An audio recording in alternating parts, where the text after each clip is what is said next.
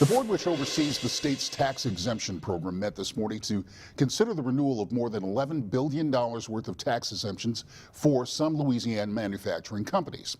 Exemptions that members of Together Louisiana feel are in direct conflict with the governor's wishes.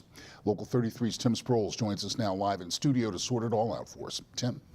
Hey Fred, representatives from Together Louisiana have been keeping a close eye on the Louisiana Commerce and Industry Board lately, and they came out in full force today.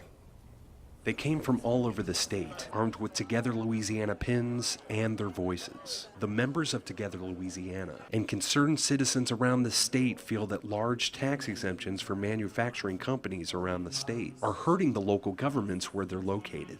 Governor John Bel Edwards agrees. That's why he signed an executive order back in June that placed restrictions on these tax exemptions. But some people feel that the order isn't being enforced properly.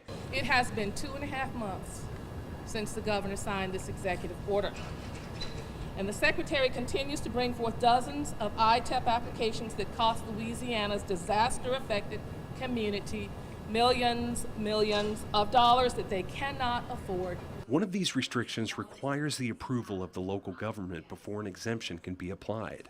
But the local government has the right to speak to that and not have the state just give those away without local input. Diane also spoke up during the public comments to plead with the board to follow the governor's order, especially after our recent deadly flooding. It's a new board. This is a new day, and we're under disaster, and my family's personally affected.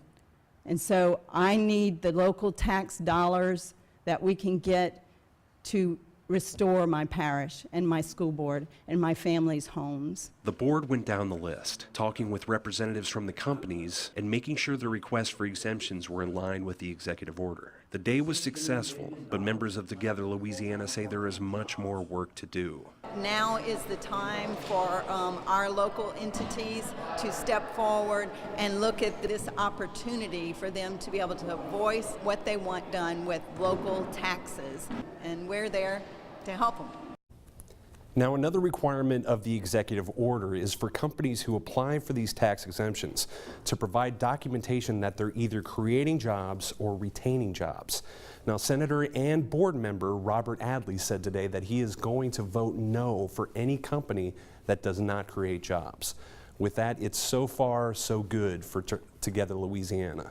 Live in the studio, Tim Sproles, Local 33 News. Back to you. All right.